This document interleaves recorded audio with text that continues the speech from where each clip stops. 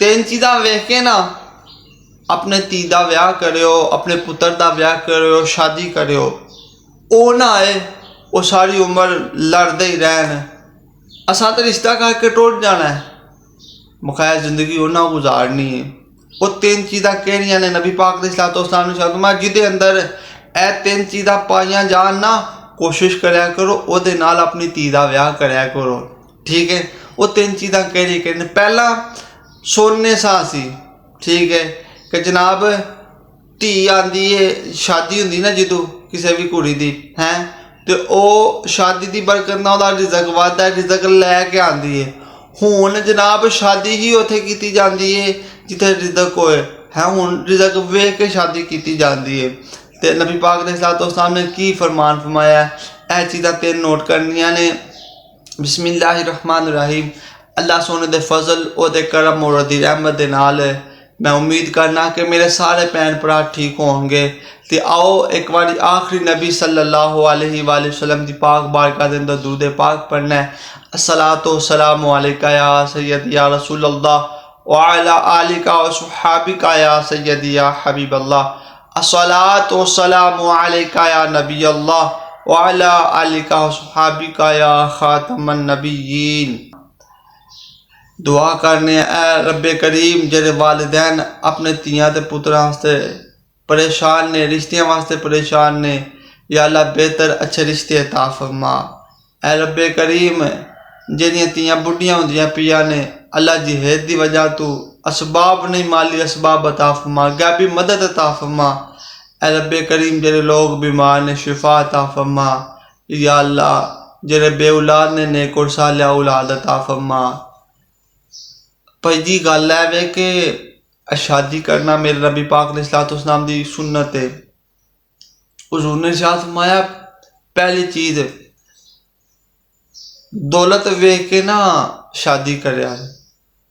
दौलत इंसान को मुतकबर बना देती है, तो कुड़ी दी दौलत वेख के भी ना शादी करे आ जाए।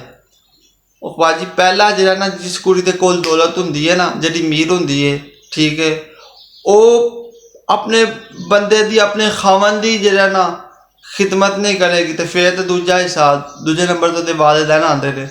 और जी ओदी इज्जत नहीं करेगी वो वालिदैन की किमें इज्जत करेगी।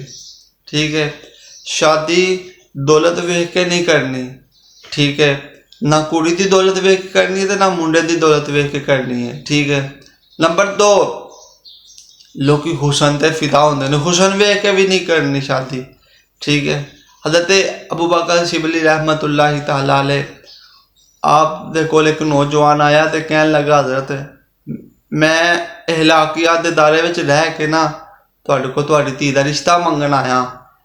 तो अबू बकर शिबली ने फरमाया तू मेरी कुड़ी च की वेख्या? क्या हुजूर तुहाडी कुड़ी सोहनी बड़ी है, हुसन। क्या अच्छा, एक महीने बाद आई, मैं अपनी कुड़ी दा विआह तेरे नाल कर देंगा। एक महीना गुजरिया, ठीक है, हज़रत ने जाना अपनी धी नूं दवाई खुआई तो बीमार हो गई। ठीक है, बीमार हुई तो जाना उन्होंने पखाने आन लग पे, तो अखां जड़ियां ना अखां दे थले हल्के जे पै गए, तो जिसम भी कमज़ोर हो गया। तो एक महीने बाद नौजवान आया ना तो क्या आ वहावा तेनों पर्दा चुकया, तो जो उन्हें हाल वेखा उन्हें कहा मैं तो नहीं आता ब्याह करना। क्या क्यों, वजह की है? क्या कि यह तो हुसन ही नहीं है। ठीक है, तो हुसन वेख के भी ब्याह नहीं करना। ठीक है, की वेख के करना है? दीनदार वेख के, दीनदार वेखो कि ओदे अंदर क्या और नबी पाक अलैहिस्सलातु वस्सलाम दे नाल प्यार करने वाला है वे, हुजूर दा दुरूद पाक पढ़ने वाला है वे, हुजूर दी महफिलां ते आन जाने वाला है वे, हुजूर दे सहाबा दे नाल प्यार है वे, हुजूर दी अहले बैत दे नाल प्यार है वे, कुरान किन्ना कु पढ़दा है। ठीक है, इन्हां चीज़ों को वेख के वेखो ना नबी पाक अलैहिस्सलातु वस्सलाम ने भी अपनी बेटी का निकाह किसी मालदार दे नाल नहीं किया। ठीक है, ना तो हज़रत अली दा जिहड़ा ना बैंक बैलेंस सी ना इन्ने मीर सन।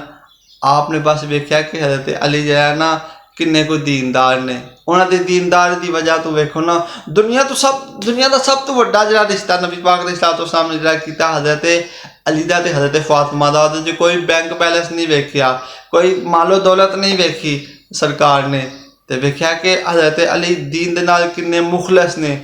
हज़रत अली ने जो भी तलवार उठाई ना, बरादरी वास्ते नहीं उठाई, मक्के वास्ते नहीं उठाई, ठीक है, अपने वास्ते नहीं उठाई। और आपने जो भी तलवार उठाई है अल्लाह तो रसूल वास्ते ही उठाई है। कि कोशिश करो कि दौलत वेख के भी ब्याह नहीं करना, हुसन वेख के भी नहीं करना, तो करना है तो दीनदार वेख के करना है। अल्लाह ताला सानू जो है ना अच्छे रिश्ते अता फरमाए साडी बेटियां।